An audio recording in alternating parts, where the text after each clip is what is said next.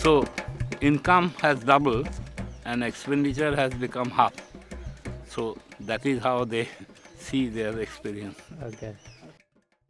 In our last episode, we toured the winning village of the Pani Foundation's Water Cup competition and saw the biggest permaculture project on Earth. From there, we traveled across the width of India to the state of West Bengal, where there's a different language, different weather, and a different center of influence, the mega city of Kolkata. We arrived by train into the dense mayhem that is the city center.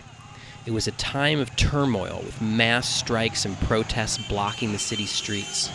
We found our way to the offices of the Development Research Communication Services Center, or DRCSC, to meet a living legend. I'm here with my good friend Ardhendu Chatterjee. Ardhendu Chatterjee has spent the last 40 years working to end poverty, hunger, and environmental degradation for the most marginalized people on the most marginalized lands.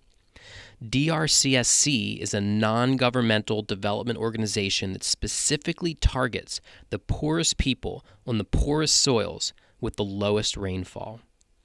This means working with India's indigenous tribal communities who are on the lowest rung of the social ladder.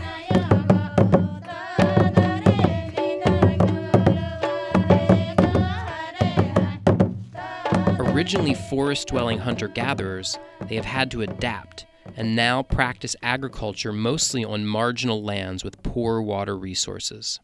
So during the dry season, their water runs out, and they're forced to become migrant laborers to survive, often traveling far, far from home to toil for low wages. DRCSC has worked in over 600 villages to bring food security, water security, and ecosystem stability, so people can stay and thrive in their communities all year round. I traveled for 5 days with Ardhendu and his team to far-flung remote tribal villages to see the inspiring work of DRCSC.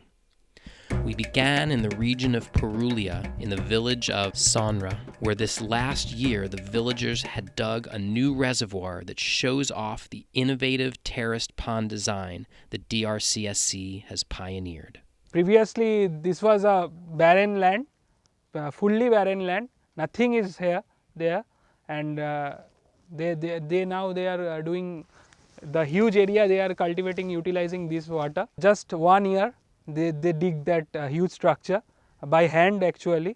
আর আপনারা কতজন করেছেন? 50-60 জন করে থাকে। 50 to 60 people they are doing this whole thing. The pond is located just down from a forested area with a catchment area of about 8.5 acres and is part of a 250-acre watershed with numerous ponds. The ponds are placed high up in the landscape, so the fields below can be irrigated using only gravity. The ponds also provide water for the lands below them through subsurface seepage, so villagers can plant thirsty crops that are watered by the underground flow from leaky ponds. I hiked down below the pond to see the seepage that is now feeding rice paddies.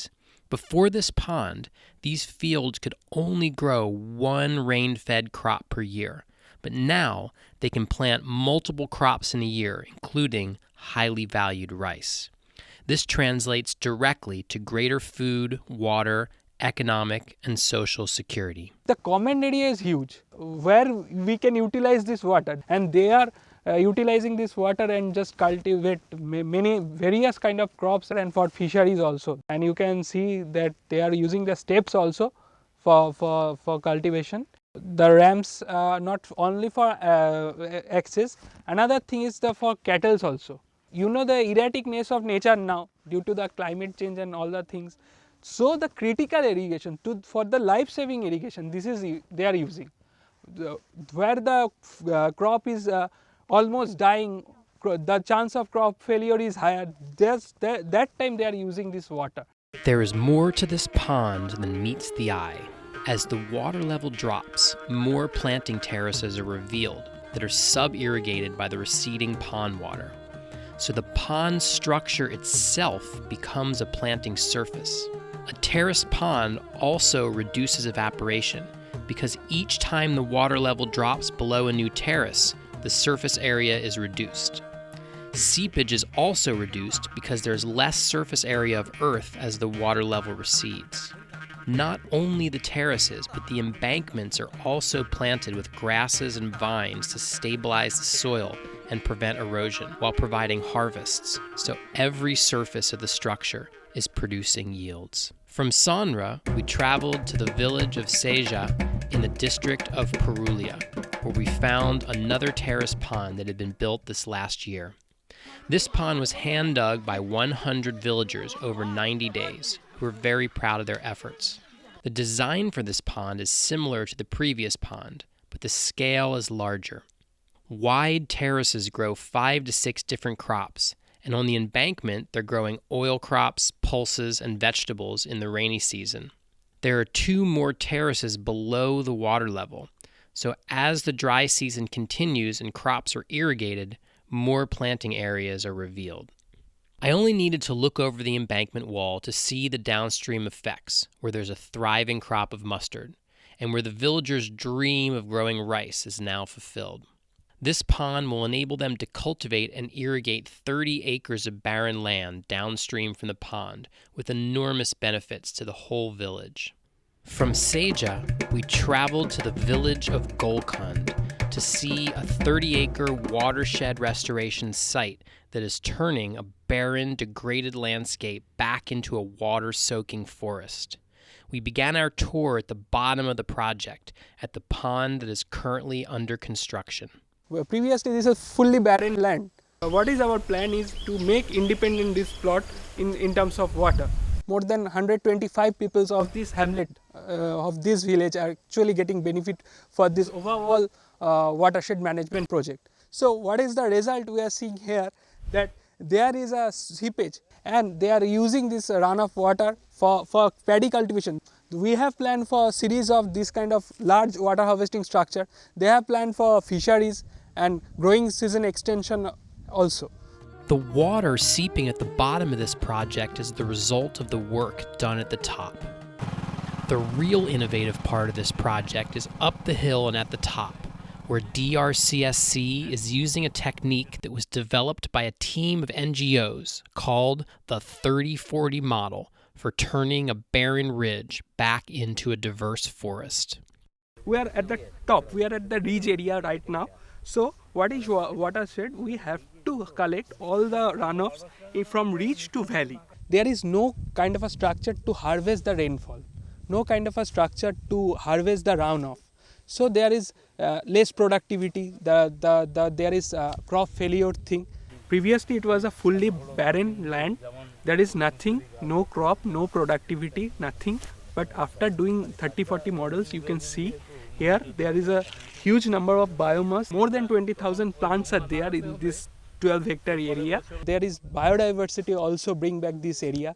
The native people, they are collecting some native foods from this, some mushrooms, rodents and rabbits for their daily livelihood. And they use this kind of a bushes for their cattle, for the cattle feed. They placed a grid over the landscape, dividing the ground into sections that are 30 feet on one side and 40 feet on the other. The sections are divided by mounds, and in the corner of each section there is a soakage pit. So when the heavy monsoon rains fall, the runoff hits the berms and soaks into the ground, with any excess runoff being diverted to the soakage pit. This way, none of the runoff leaves the 30 by 40 area and is all soaked into the ground, supporting a wide diversity of drought-tolerant, seasonal, and perennial plant species. This is the water harvesting pit. I'm standing. This is a typical pit, and you can see this is the 30-40 area. This is the band of a 40 feet interval, and this is the band of another 30 feet interval.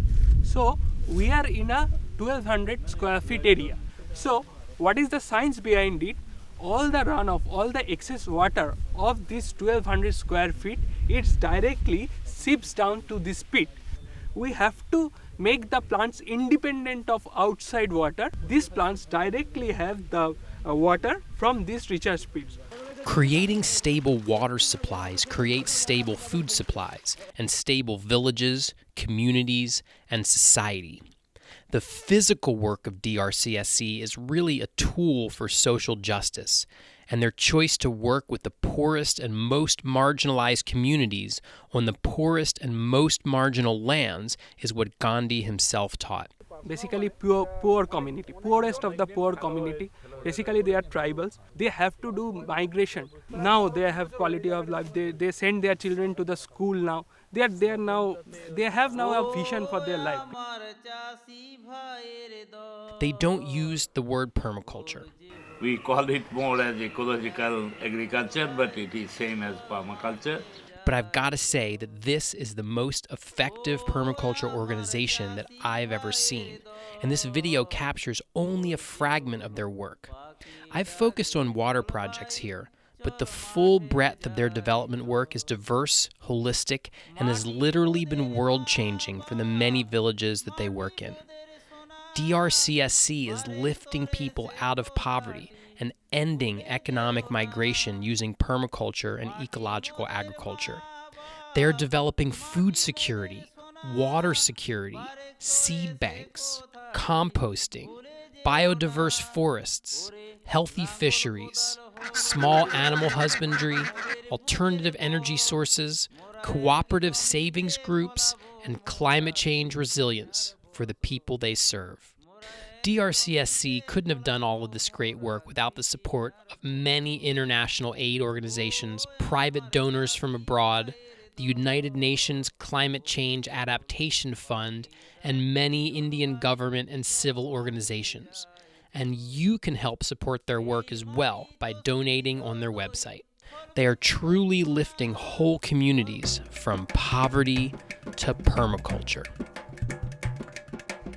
Like, subscribe, and tune in for the next episode where we travel to the state of Telangana, to the oldest permaculture farm in India, where Aranya Agricultural Alternatives has turned a wasteland of bare bedrock into a thriving permaculture food forest.